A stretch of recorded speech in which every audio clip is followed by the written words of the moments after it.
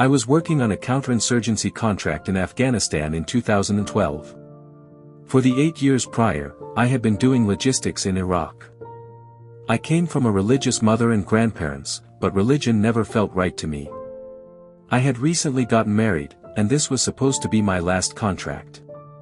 It turned out to be the most dangerous work I had done in all my years over there. I was alone most of the time, but thankfully, I lived just outside Kandahar in a compound with other expats. Most of us were former Marines, SEALs, or Special Forces. Earlier that summer, I had been home on leave. We had just bought a home in Fort Worth, and life felt good, at least on the surface. But apparently, I had a strong feeling of impending doom. On the morning I was to begin my flights back to Afghanistan, I started drinking beer. My parents were visiting. I told my mother to take care of my wife and kids because I didn't think I'd be coming back. We needed the money, so I went anyway. I don't remember saying any of that. I was told later by my mother and wife. What I do recall is feeling barely sober enough to board the plane, weighed down by an overwhelming sense of dread that I arrived in Dubai and stayed a few days. I wasn't feeling well, but a local American doctor at a clinic started treating me for bronchitis. A couple of weeks later, while conducting late-night missions around the NATO base in Kandahar, a coworker and I were caught in a minor IED attack. It didn't seem serious and not even worth calling home about.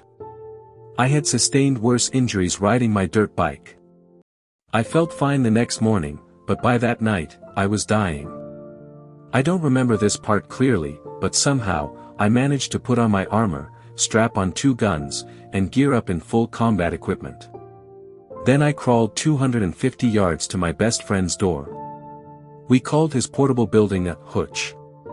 This crawl, under those conditions, is hard to comprehend. Even in peak physical shape, my gear had always felt heavy. Doing it with a collapsed lung seems impossible, but somehow I did it. My buddy later told me he heard scratching at his door. He looked outside, saw nothing, and went back to bed. Around midnight, I made enough noise to wake him again. He had been a pararescue jumper in the Air Force, the kind of medic who retrieves wounded soldiers mid-battle. With help from a Delta Force operator, they got me through a checkpoint and a brief firefight to the main hospital, 12 kilometers away at Kandahar Airfield. I have a vague memory of trying to draw my handgun to help them, but I kept drifting in and out of consciousness. The 2 men later told me that the Roll 3 medical team hesitated to treat me because I was a civilian contractor. They drew their weapons to stress the urgency of the situation, but it made no difference. My heart stopped, and only then did the staff act. My next memories are fragmented. I recall parts of the near-death experience itself. I remember being with my wife as she flew to Dubai, although she was still in America at the time. My father arrived first.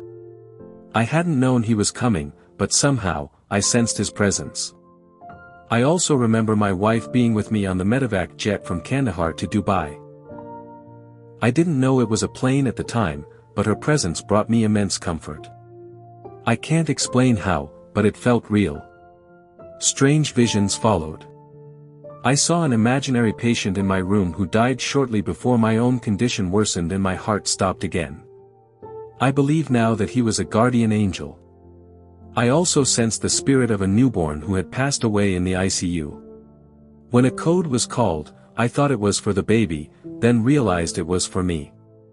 I drifted out of my body. The unbearable pain I had felt, even in a coma, was gone. I watched the medical team performing CPR. I heard a doctor urge a nurse to stop, but she refused. None of that mattered anymore. The pain was gone, and suddenly, I was somewhere else. The place was gray, like the sky before a hurricane.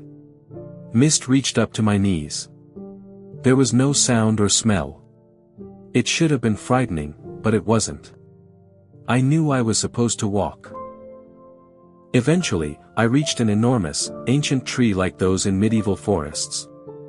My uncle, who had died from alcoholism in 2011, sat against it, unresponsive. Further ahead, my grandmother appeared. She had died in 2008 and was accompanied by my uncle's father, Papa Pete. That surprised me, because I expected her to be with her husband. Pete called me son, just like he always had. Seeing him filled me with joy, but my grandmother refused to look at me. I understood why.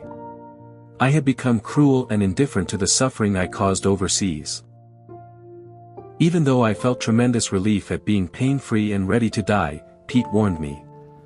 He said I would not be judged, but I would go to hell if I didn't turn back. I caught a glimpse of damnation, and it terrified me. Still, I tried to continue toward a distant city that I felt was where God resided. Pete touched my shoulder, and I was instantly overwhelmed by agony. I woke up to an Indian doctor shouting, "Mr. John, you're back." Nurses were crying. So was I. A few days later, after the tracheostomy was removed, I shared what I had seen. Doctors and surgeons visited, some deeply moved. One, said to be the best in Dubai, listened quietly and nodded as if he understood. Later, I experienced something else. I saw a blue, electric figure urging me to rip out my IVs. I fought it, until my wife arrived and calmed me. I once thought it was a demon. Now, I believe it was my own darkness made visible. When my wife had to return home, my sister came to escort me back.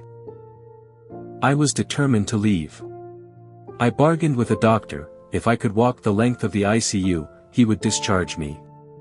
He didn't believe I could do it. But I dragged myself out of bed, gripped a walker, and shuffled forward like my life depended on it. A taxi took us to a hotel in Dubai, and on May 5, 2012, I walked out.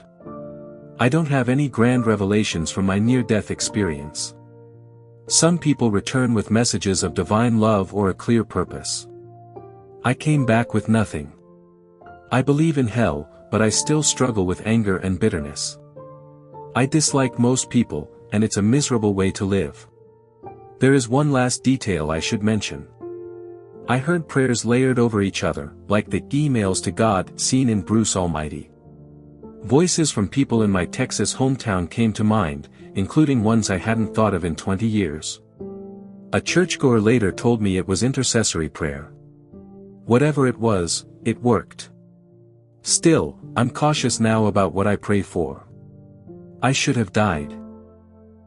Some days, when the pain is bad, I wish I had. But I accept this life as penance. My mother still carries guilt. She prayed for my survival, and while her prayers were answered, my health has never been the same. I struggled with painkiller addiction, then switched to natural remedies. I stay away from alcohol now. I've lost too many friends to it. I wish society focused more on alcohol's damage than pain pills or marijuana. I'm doing alright for someone who died, not great, not wise, just alive.